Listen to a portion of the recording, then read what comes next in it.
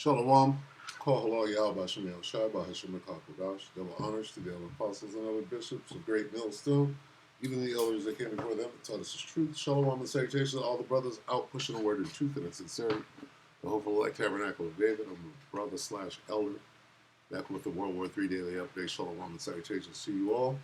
Isaiah 13 and 17, behold, I will stir up the Medes against them. They shall not regard silver, and as for gold, they shall not delight in it. Behold means to look, right? Look, I, the Most High, will stir up the Russians against Americans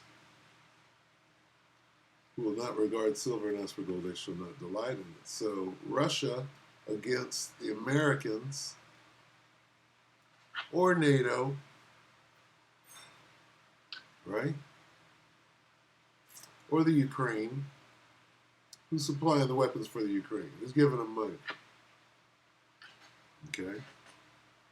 So this is what we got. Stir up means to make triumphant, to bestow the spirit of triumph. So anyway, let's check it out. War Ziekman, 19 hours amid NATO, which is America. NATO's massive air attack on Crimea, which is now Russia. Fraternal Serbia stabbed Russia in the back. So let's check this out and just get a quick little update because Russia is stirred up and they're not going to be put down by anybody. So take it away.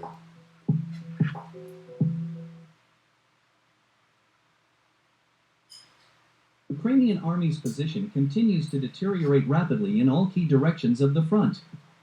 At the same time, it is worth noting that current events at the front change almost every hour. Against this backdrop, many war correspondents are unable to inform the public about the changes on the combat contact line in a timely manner.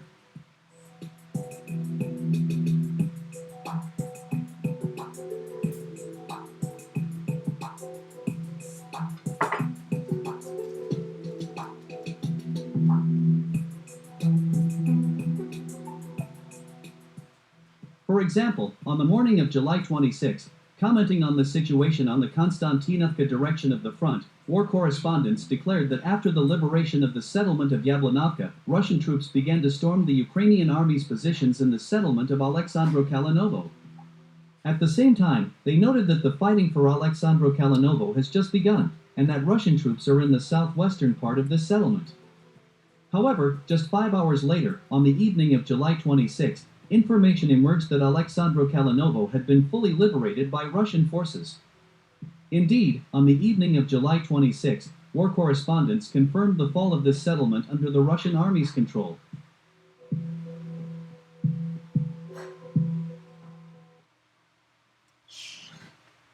I'll let a little more play.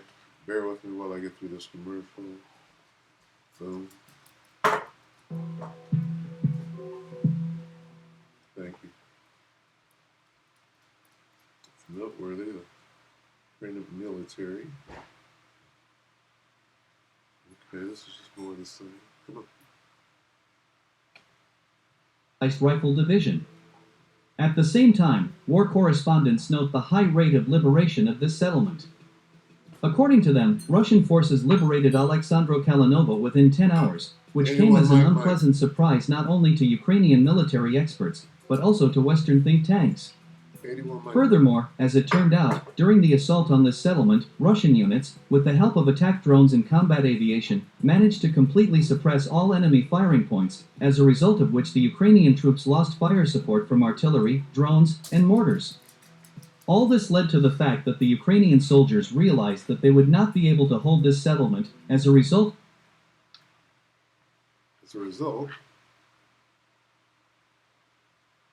most of the Ukrainian soldiers were killed. Throughout the day, war correspondents also recorded the mass surrender of Ukrainian soldiers. All right, so let's just take those last two statements. Let you know that Ukraine is over there, or the U.S., if you will. This is a proxy war. So Ukraine, this can say Babylon. Babylonian soldiers were killed Okay. Thro- Damn it.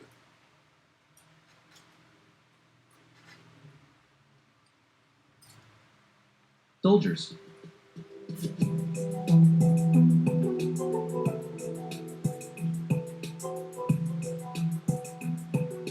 POWs.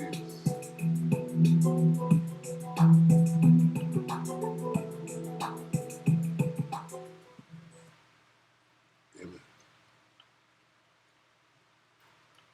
This damn piece of shit.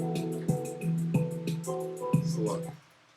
Fact that the Ukrainian soldiers realized that they would not be the settlement, as a result of which they tried to escape.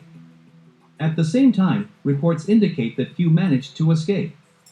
Most of the Ukrainian soldiers were killed. Throughout the day, war correspondents also recorded the mass surrender of Ukrainian soldiers. So there you have it. The Babylonians are over there getting their ass kicked. Okay, see? Against Babylon. Now, why are we calling the Ukrainians Babylonians? Because this war would have been over a long time ago if Trump didn't send that last cache of weapons. With those weapons, those long-range missiles that they're shooting into Moscow, who's shooting them? Okay, to shoot those long-range missiles, it takes about a year and a half to train a soldier, right? So when they send those missiles over, those missile batteries, what does it mean, battery? Well, it takes about 8 motherfuckers to shoot one missile and reload and all of that, right? Who's doing that? Ukrainians that don't know how to speak or read English instantly? No. They got Babylonians over there fighting.